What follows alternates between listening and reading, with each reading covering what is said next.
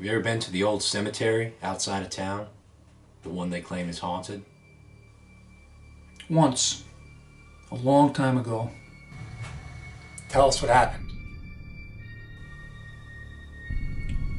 I was a teenager, and it was Halloween Eve.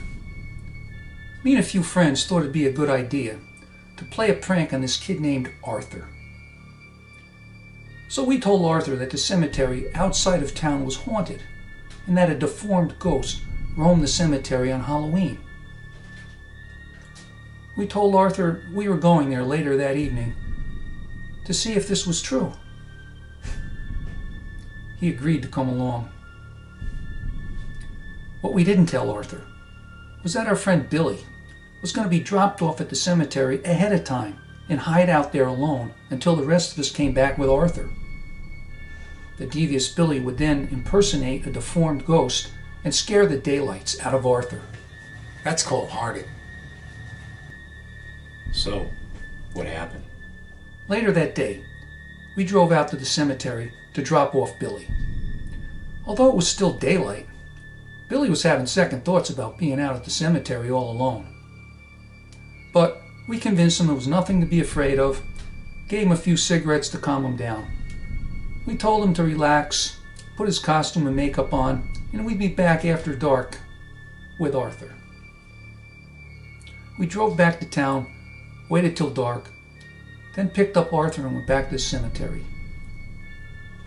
Once we got to the cemetery, we had to turn off the car's headlights because no one was supposed to be there at night. What a creepy place it was in the dark. It was pitch black as we slowly drove along the narrow, winding paths, trying to find the spot where we had dropped Billy off. When we saw the spooky mausoleum protruding from the hillside, we knew we had to be close. We pulled over and got out of the car. There was an immediate sense of uneasiness as we walked toward the back of the cemetery.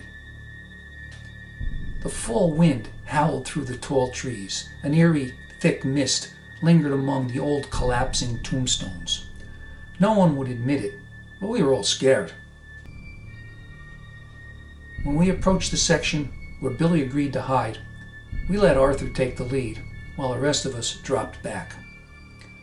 We watched from a distance as a hideous figure slowly emerged from the fog and lumbered toward Arthur. It scared the crap out of all of us. I was shocked that Billy could impersonate a ghoul so graphically. He looked like the decomposed corpse that Boris Karloff played in The Mummy, you know, the old movie. Anyway, poor Arthur froze. Then in a panic ran toward us like his life depended on it. By the time Arthur got to us, he was petrified.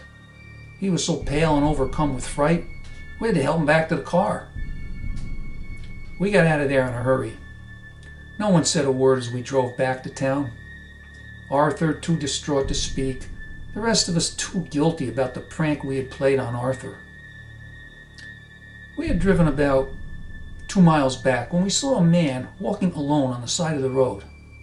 As the headlights hit the back of his head, he stopped and turned toward the light. We couldn't believe our eyes. It was Billy. How could he have possibly gotten there? We stopped the car. Billy got in and started apologizing.